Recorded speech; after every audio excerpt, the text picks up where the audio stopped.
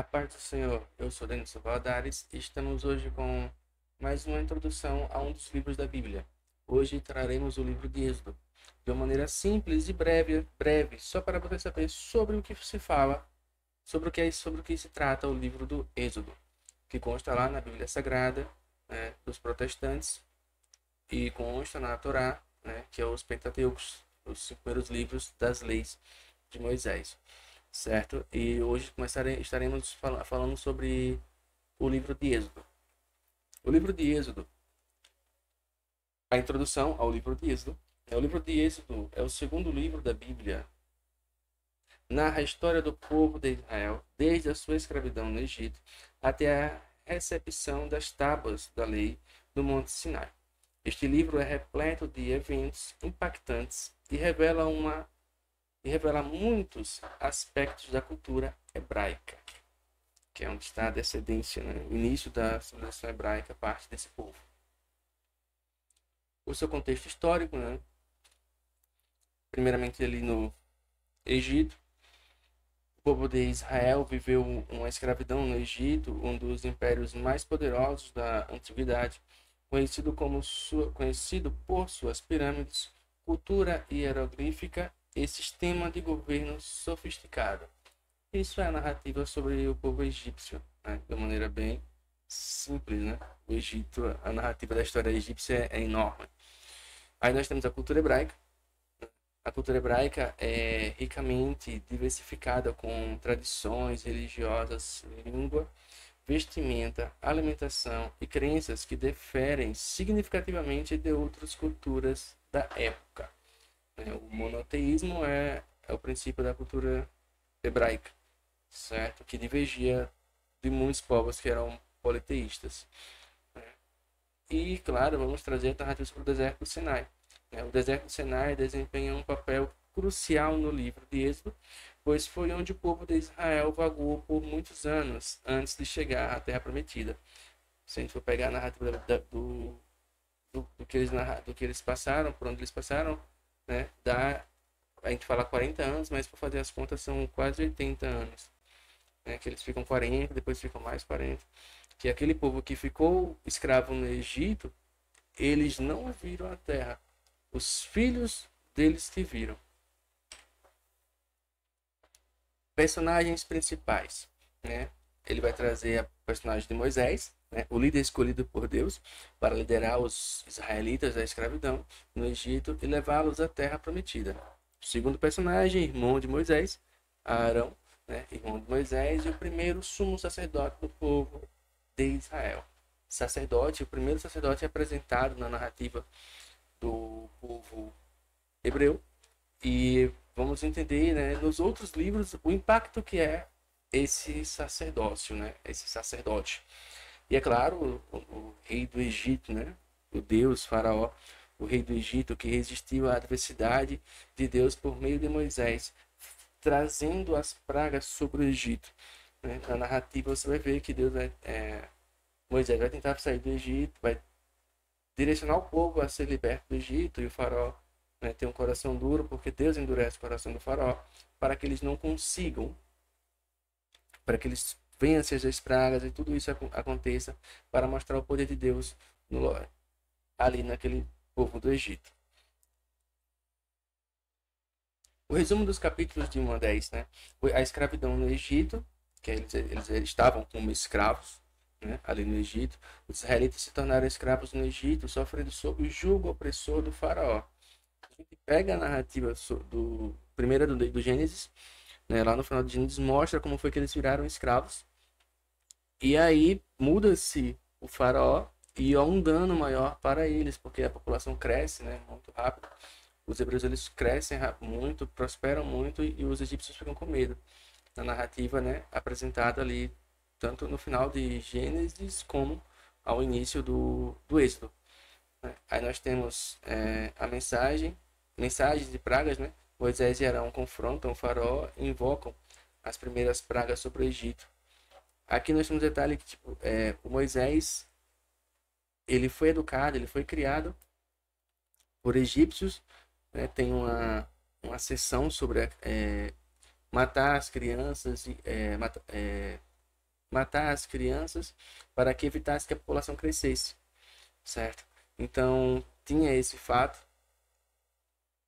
e Moisés foi um dos que conseguiu não morrer, né? Conseguiram esconder ele, e ele foi criado dentro do Egito, do palácio, né? Por um dos filhos do faraó que ele foi, do faraó do tempo que ele foi criado. E mostra que alguns dos seus irmãos também sobreviveram, que Arão, o irmão dele, conseguiu sobreviver também a essa situação.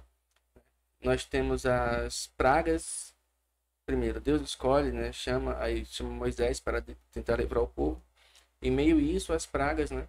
São 10 pragas que Deus envia pragas como água formada em sangue, rãs, piolhos, moscas, pestes nos animais e outros acontecimentos sobrenaturais. A terra toda escurecer, que eles não conseguiam ver a palma da mão. São coisas bem intensas que acontecem para mostrar que Deus era poderoso. A gente vê como se fosse para criar um temor sobre o povo, sobre os egípcios. No entanto, se a gente parar para analisar bem, eu vejo que era para mostrar para os hebreus que o Deus dele ainda estava com eles, né? E a libertação, né? Após essas pragas, todas essas pragas, o faraó liberta esse povo para que eles saiam do Egito, não sejam mais escravos, né? Após a 10ª praga, o faraó deixa os israelitas partirem, que fogem apressadamente do Egito. Veja, eles são libertos, né? Porém, eles fogem, eles saem, são dispersos, saem como se fossem realmente fugitivos. E essa 10ª praga, né, é onde manda-se, né, que as crianças tem-se um ritual dentro dos hebreus, e quem não tivesse feito esse ritual, o primogênito morreria. Então, na prática, os primogênitos dos egípcios, a maioria deles morreram, né? Muitos morreram, e aí na narrativa do Gênesis traz que o filho morreu do faraó, né? E aí o faraó, com o pesar no coração, manda tirar, olha, manda esse povo sair daqui. Resumo dos capítulos do 11 ao 20, né? Os 10 mandamentos. Moisés recebe os 10 mandamentos do Monte Sinai, abrindo o caminho para a formação da sociedade hebraica. Construção do tabernáculo, né? O povo de Israel constrói o tabernáculo em um santuário móvel como local de adoração a Deus. Leis e regulamentos. Deus entrega uma série de leis e regulamentos para orientar a conduta do povo de Israel, abrangendo áreas como moral, procedimentos legais e rituais religiosos. Os 10 mandamentos e as leis morais, né, apresentadas por Deus, a sua entrega a Moisés depois que eles são libertos. Aí as tábuas, né, a construção do tabernáculo, um local para culto, que Deus designa, um local para culto a Deus, a esse Deus, né, que os deuses hebreus. E dentro dessas 10 leis existe um conjunto de regras, né, que também Deus traz para esse povo. Então, eles criam em um Deus, acreditavam nesse Deus, ficaram presos no Egito, viraram escravos no Egito e esqueceram desse Deus. Aí esse Deus traz um libertador, que é o Moisés, e esse libertador consegue fazer com que eles sejam libertos através, né, de Deus. Ele é só um mensageiro, lembrando disso, né? Moisés é um mensageiro para libertar o povo, né? E aí ele é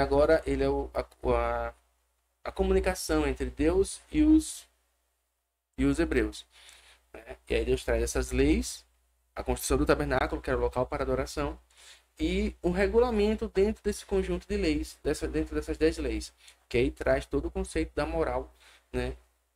Entre conceito moral e religioso, certo? Então os rituais também são apresentados bem detalhadamente, mesmo o que pode ser feito, qual roupa tem que se vestir, o que pode se comer, que hora tem que fazer, que momento tem que fazer, todo um regulamento sobre as formas de adorar a Deus. Do 21 ao 30, né, é o resumo deles. E como eu disse, ele traz, né, lei e prescrições. Deus fornece leis detalhadas sobre a escravidão, justiça social, feriados religiosos e construção de santuários. Nomeação de Bezalel, né? Bezalel é escolhido por Deus para liderar a construção do tabernáculo. mostrando a importância do talento e habilidade concedida por Deus. Então, tem algumas pessoas que têm uns detalhes, né, são mais atentos a isso, e esse Bezalel foi um deles. Taxação e contribuições. Sistema de impostos e ofertas são estabelecidos para manter o tabernáculo e apoiar o serviço religioso. O povo hebreu ele é composto por 12 tribos. E nessas leis e prescrições, existe uma tribo chamada tribo de Levi. E o que acontece? São 12 irmãos, que a gente vê a narrativa lá no livro de Gênesis, né? Os irmãos do José. E todos esses 12 irmãos, cada um é uma tribo. E existe uma tribo específica, que é a tribo de Levi, que a gente chama de tribo dos levitas, que eles que são a responsabilidade para manutenção, construção, restauração, reparação, tudo que é voltado para o tabernáculo, para as atividades do tabernáculo, né? Então, os 11 trabalham, fazem as atividades, e nessa interligação com as 11 tribos, vai uma oferta para a tribo de Levi, que eles trabalham com essa parte das construções, reformas e reparos. Que essa taxação, que a gente trata como taxação, né, é essa contribuição. Hoje chamamos de 10%, né, os dízimos, né? Do capítulo 31 ao 40, né, artefatos sagrados, apostasia de Israel e a conclusão do tabernáculo, né? Os artefatos. Moisés supervisiona a construção de utensílios sagrados conforme as instruções divinas, incluindo a Arca da Aliança e o candelabro. A Arca da Aliança, o candelabro, todos os acessórios do tabernáculo, né, construído. Então, há uma inspeção para que se siga essa regra, para que siga tudo certinho como Deus descreve que tem que ser feito. Deus passou para Moisés, Moisés passa para o povo e o povo faz. Então, a Arca da Aliança é o objeto, né, o artefato, dizendo melhor, o artefato que melhor descreve a presença de Deus naquele povo, naquele momento. Onde a arca estivesse, a presença de Deus estaria ali presente, junto com todo o tabernáculo. A apostasia, né, enquanto Moisés está no Monte Sinai, o povo de Israel se volta para a idolatria, demonstrando a fragilidade da fé humana. Quando Moisés sobe para o Monte Sinai para para apresentar as leis, né, para falar com Deus e apresentar as leis, e o povo vê que ele demora demais e acabam se assustando e botam a pressão sobre Arão. E Arão cede a essa pressão para que se fizesse uma estátua. Costume egípcio, né, era o povo que eles tinham contato, que eram os egípcios, de fazerem estátuas para adorar as divindades. E aí pediram a fazer uma estátua, e aí vem a história do bezerro de ouro, que se constrói, aí o povo cai, né? Aí as leis, que Moisés, quando desce a Monte Sinai, frustrado, quebra as leis, né? Quebra as tábuas da lei, onde estão as leis. E aí há um peso sobre esse povo, né? Um juízo lá, vocês lendo lá, vocês vão entender esse peso de juízo sobre esse povo. Conclusão do tabernáculo, né? O livro termina com a conclusão da construção do tabernáculo e a glória de Deus enchendo o santuário, demonstrando sua presença contínua entre o povo de Israel. Até como eu disse, constrói o tabernáculo, né? E a Arca da Aliança, e é a representação da presença de Deus para aquele povo. Mesmo eles se afastando, mesmo eles se desviando, né? Ele apostatando, desobedecendo a Deus, mas ainda assim Deus vai lá e, olha, não, vocês desobedeceram, mas vou dar uma chance, olha aqui, vamos lá. E aí tem a construção e a construção do tabernáculo, a conclusão, que é através dali que tem a presença de Deus para aquele povo. Concluída a conclusão e mensagem principal do livro de Êxodo, né?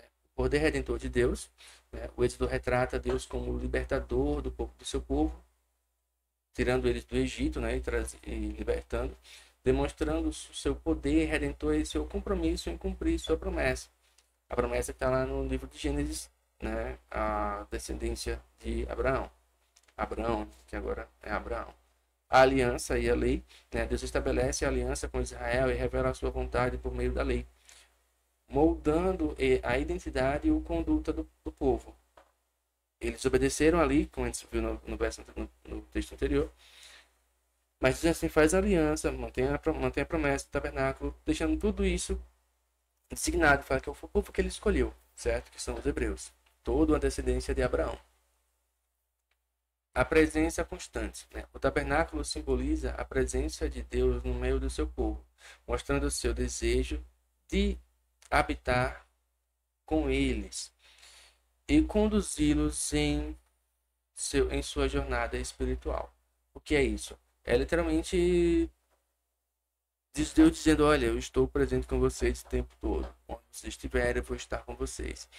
E a forma de confirmar isso é o tabernáculo. É esse tabernáculo, que é a presença de Deus no meio desse povo hebreu.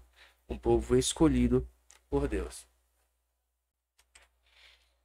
Concluindo essa primeira parte, né, como disse, né, é uma introdução, é algo simples, só sobre o que está falando o livro de Êxodo.